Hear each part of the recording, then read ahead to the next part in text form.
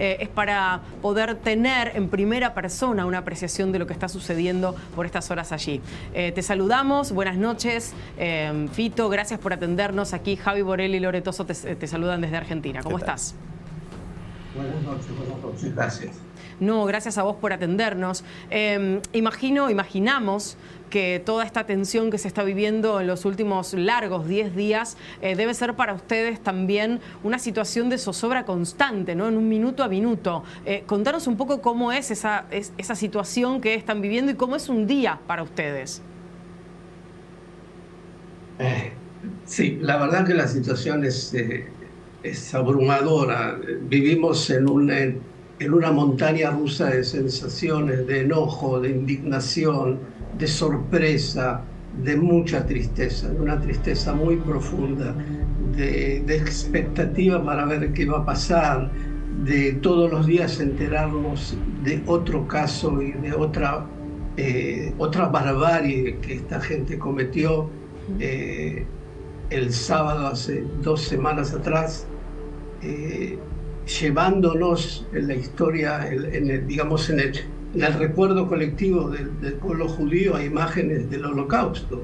Es decir, si en algún momento nosotros conocíamos el Holocausto en blanco y negro, esta vez lo conocemos en color, en vivo, en directo, digital, de toda forma posible, y cada vez se va ampliando un poco más. Hace solamente un par de horas escuchamos que en un kibutz se encontraron 2 cadáveres más, y uno de un chico de 5, un bebé de 5 años quemado totalmente, que se escondió en el altillo de su casa y no pudo escaparse. Claro.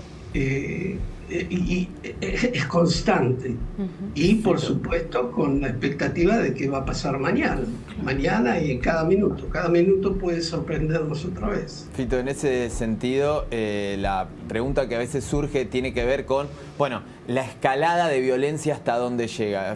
Fueron hechos aberrantes los sucedidos durante la escalada de Hamás. En este momento siguen los bombardeos cruzados. Se está hablando de una posible incursión de alguna manera terrestre hacia la Franja de Gaza, y esto también genera el riesgo de la intervención de otros países de la región. ¿Te preocupa cómo puede avanzar eso? ¿Cuál pensás que tiene que ser la reacción, o cuál es la reacción del pueblo que vive en Israel respecto de hasta dónde o cómo tiene que avanzar este conflicto armado? Hiciste varias preguntas. La primera, quiero decir de que la sensación de todos, en eso no hay discusiones, de que lo que pasó no puede volver a pasar. Y la situación creada en el sur de Israel durante, me imagino ustedes saben, desde el año 2005, en que se decidió que Israel sale de la Franja de Gaza, no hay un solo israelí allí. Es decir, no hay un tema territorial. Y a pesar de ello, desde 2005, Hamás y grupos islámicos fundamentalistas bombardean constantemente Israel, a veces más, a veces menos, a veces todo junto, a veces hay operativos, pero lo que pasó esta vez no puede pasar más. Y para que eso no vuelva a pasar, no hay otra alternativa, y lo con dolor en el corazón, de que destruir ese grupo, ese grupo, el Hamás, que incluyó no tengo la palabra, damnifica a su propia población. Es decir, los usa como escudos, y así está pasando. Pero hay que tener en cuenta, en la Franja de Gaza, las poblaciones fronterizas están hace 80 años. Y yo les voy a contar un poco de mí. Es decir, yo llegué aquí en el año 76 y voto en elecciones democráticas desde el año 77, y siempre voto evidentemente al partido equivocado, porque nunca gané, porque pertenezco a la izquierda israelí, a esa izquierda que cree que hay que darle los derechos a los palestinos, que cree en dos estados para 2 pueblos, y justamente las poblaciones fronterizas son también de la misma característica. Es decir, es gente que cree en la paz, claro. Pero la paz tiene que ser paz para todos, los derechos humanos para todos, y hoy no tienen dónde volver. Y la única manera de volver a su casa es sabiendo firmemente de que lo que pasó no va a pasar nunca más. Y claro. Lamentablemente va a ser violento, no tengo la menor duda. Fito, y lo digo con dolor. Sí, y se entiende ese dolor y se entiende también el razonamiento que vos hacés sobre esto, pero me quedo pensando, obviamente que a la distancia, y por supuesto a nosotros nos golpea de una manera completamente diferente respecto de ustedes que están allí, en todos esos civiles, los que ya murieron en esa zona y los que tal vez no tengan la oportunidad de salir, tal y como se viene pidiendo desde Israel. Digo, puede ser una masacre todavía peor si la escalada de violencia es el intento por destruir a Hamás, porque tampoco nada garantiza que eso se logre. Mira, hace 5 o 6 días que Israel le pide a la población de Gaza por diferentes medios salgan del norte de la franja, sí. Vayan hasta el sur, desde Jan Yunes hasta el sur, ahí van a tener la libertad, las Naciones Unidas les va a dar campamentos, los egipcios los van a ayudar, e Israel también, a pesar de todo, manda agua, manda alimentos, manda medicamentos. Lo terrible de la situación es que el Hamás impide a su propia población irse para el sur. Lo hace a través de diciéndoles que son traidores, lo hace a través de lugares en los que no dejan pasar su propia población, y la gente tiene temor, pero Israel no tiene otra salida. Les piden y vuelven a pedir, y hoy estuvo aquí el presidente de Estados Unidos, Israel sigue pidiendo váyanse para el sur. ¿Qué va a pasar? La verdad que no sé. En la guerra como en la guerra también hay errores, también hay gente inocente que la sufre. Desde ya les puedo asegurar de que Israel no ataca deliberadamente a civiles, sino los ataques son fundamentalmente a lugares donde se sabe fielmente de que hay o organizaciones del Hamás o bases del Hamás, y lamentablemente como utilizan a la población como escudo, evidentemente van a salir damnificados. Fito, tenemos entendido que vos vivís en una ciudad que queda a mitad de camino entre lo que es Tel Aviv y Jerusalén. Te quería preguntar cómo se vive en el lugar en el que vos estás. Digo, Israel es un territorio pequeño al mismo tiempo, con lo cual las distancias no son tan grandes. ¿Suenan las alarmas ahí donde vos también estás? Digo, ¿cómo se vive en estos días? Yo vivo en un moshav. Un moshav es una aldea agrícola exactamente muy cerca del aeropuerto Ben Gurión, entre Tel Aviv y Jerusalén. Afortunadamente la alarma aquí en estos últimos días suena poco, pero suena también. En el lugar donde estamos, que es relativamente alto, vemos, y en estos últimos días a las 8 de la noche, 9 de la noche, casi todos los días Tel Aviv está siendo bombardeada. Afortunadamente el sistema de la cúpula de hierro interfiere esos ataques, pero vemos cómo llegan los misiles, y el día a día es problemático. Hay que tener en cuenta que viviendo en el lugar que yo vivo muy cerca de la ciudad de Lod, que es una ciudad que viven árabes y judíos. Hace unos meses atrás hubo un levantamiento de los propios árabes israelíes contra la población judía. El gran temor nuestro y la gran frustración del Hamás de que la población árabe todavía no está metida en toda esta situación, pero el temor nuestro es de que se cree un enfrentamiento entre judíos y árabes dentro de Israel, y nosotros en eso estamos alerta. Claro. Y así es nuestro día. Vos estás contando con mucha claridad ese minuto a minuto, ese día a día. Te pregunto en términos familiares. Vos estás hace mucho tiempo, como contabas, desde la década del 70 viviendo allí. ¿Cómo es tu familia? ¿Cómo se compone? ¿Dónde están esos familiares? ¿Tenés gente que está en el ejército? Te cuento, tengo 2 hijos, mi hija y mis nietos que viven en Tel Aviv, y mi hija muy angustiada. Mis nietos tienen... el menor tiene 2 años, la mayor tiene 4 años. Durante días enteros dormían con los zapatos puestos porque había que viajar al refugio en medio de la noche. Mi hija muy angustiada se fue, en este momento está en el Chipre, se fue a descansar un poco, desangustiarse un poco. Mi hijo vive en Alemania, tengo amigos. Les cuento de que cuando yo llegué a Israel, los primeros 10 años aquí en Israel viví en el Kibbutz Nirim, que es uno de los kibbutzim que fue atacado la semana pasada. Sí. Tengo amigos muy cercanos con los que vivimos en Israel juntos, que forman parte de estos argentinos que viven en la zona, que me cuentan el día a día de ellos, el sufrimiento de ellos, cómo pasaron esta situación. Y por supuesto todos conocemos a alguien que conoce a alguien, que tiene a alguien cercano que sufrió y que sufre esta situación, que nunca pasó aquí en Israel. Es decir, si en el Holocausto, saliendo del Holocausto, decíamos que nunca más, ese nunca más desapareció en este momento. Y el enojo que tenemos nosotros hoy no es solamente con el Hamas, sino con nosotros mismos.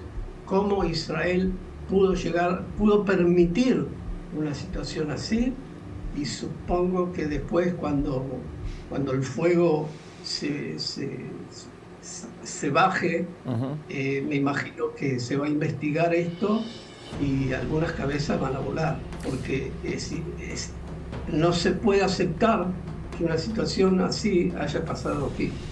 Fito, vos decías claramente hace un tiempo que, bueno, habitualmente votás a no los candidatos que ganan en el gobierno israelí, que tenés una posición más de izquierda, y en ese sentido nos interesa saber, porque obviamente es compleja y es muy distinta la situación en cada uno de los países, especialmente en Israel, pero sabíamos que en los últimos tiempos había una crisis política que se venía dando, Netanyahu que había perdido el gobierno, después que tuvo que hacer alianzas. Bueno, ¿cómo está hoy la situación política y si hay un acuerdo mayoritario, incluso de las fuerzas opositoras, respecto del camino a seguir?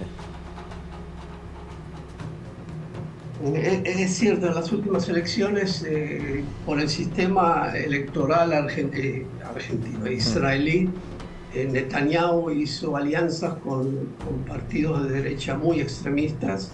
Se creó una situación muy tensa, como diríamos en Argentina, una grieta muy fuerte, muy profunda entre sectores de la sociedad israelí.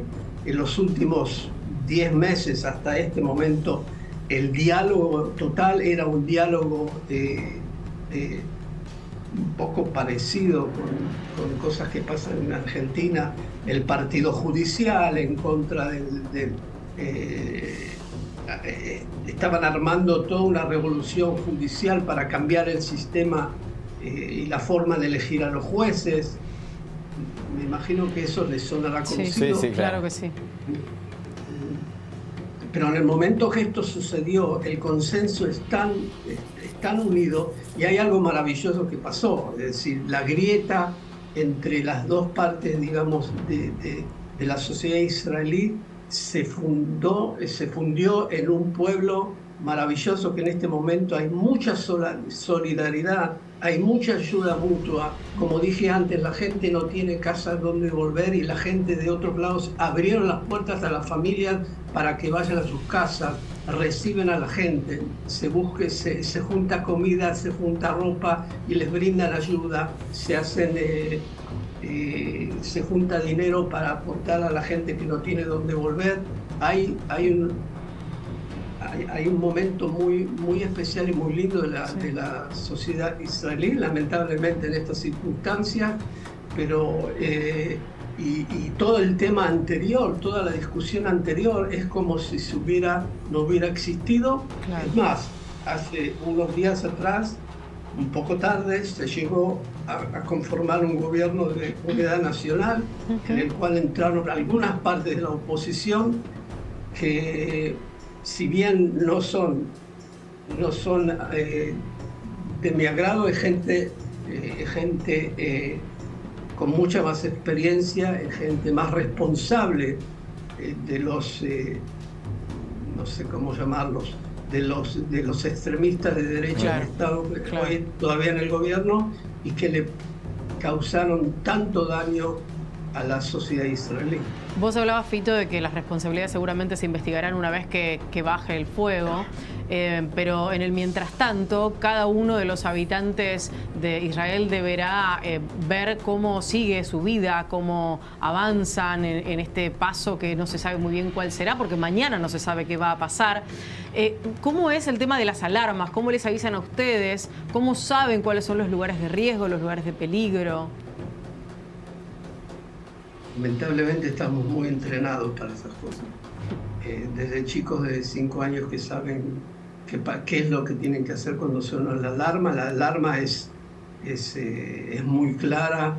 Hoy la construcción en Israel desde hace 15, 20 años atrás está obligada a tener en cada casa un cuarto seguro, que es un cuarto de cemento armado. Y en los que no lo tienen, en casas más antiguas, bajan al refugio que tienen abajo. Sabemos cómo comportarnos. Lamentablemente estamos entrenados para eso. Toda la población está entrenada para eso. Claro.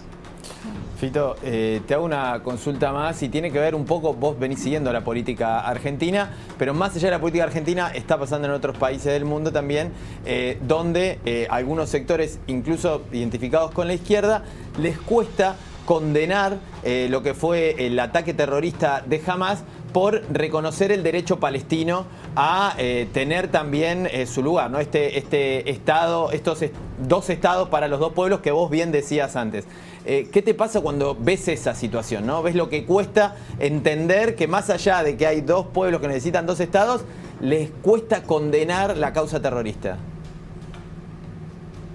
Tocaste un punto que a mí me duele mucho, es decir, me indigna mucho. Hoy justamente, y si quiero decir algo, yo escribí algo pequeño en mi Facebook, donde escribía, sabes que hoy hay 199 personas secuestradas en la Franja de Gaza, entre ellas bebés, niñas, adolescentes, madres y abuelas. Entonces yo me pregunto, ¿dónde están los pañuelos verdes argentinos pidiendo por la libertad de ellos? Estas chicas son maltratadas, estas chicas son violadas, estas chicas fueron secuestradas, estas chicas, ¿y dónde están?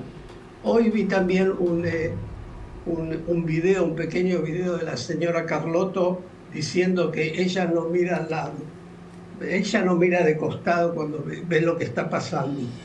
Y lo digo con mucho respeto porque conozco, digamos, la trayectoria de ella. No es suficiente. Hay que condenar y condenar directamente. Acá no se trata de un tema territorial. Acá se trata de gente... no quisiera ser gráfico porque es muy pesado e incluso me cuesta decirlo. Las barbaridades que se hicieron. Y a veces uno dice, sí, pero ustedes bombardean. ¿Saben qué? 1.300, 1.400 civiles muertos intencionalmente frente a, con el dolor, y lo digo con dolor, con gente muerta sin intención de los civiles que pueden fallecer o que pueden morir por los ataques israelíes, porque no es intencional. Lo que le hicieron a los 1.300 israelíes, que son judíos, que son musulmanes, que son beduinos, porque también ellos también murieron, fue intencional. Entonces, ¿cómo se puede explicar que uno no sale directamente en contra de eso? Podemos hablar de los palestinos y los dos estados, y yo aclaré que estoy de acuerdo, pero no podemos aceptar, no puedo entender cómo la gente lo dice loud and clear. No, eso no puede pasar.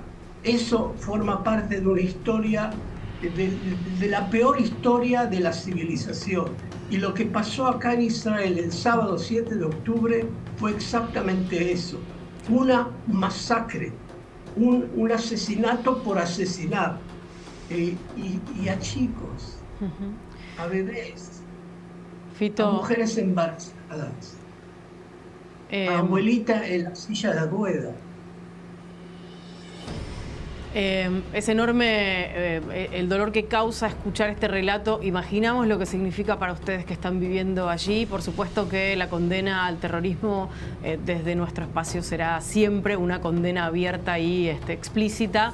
Queremos agradecerte que te hayas quedado hasta la madrugada para dialogar con nosotros, para contarnos en primera persona esta parte de la historia y por supuesto a disposición para lo que necesiten y con el deseo de que la paz llegue pronto. Muchas gracias. Gracias a vos. Abrazo.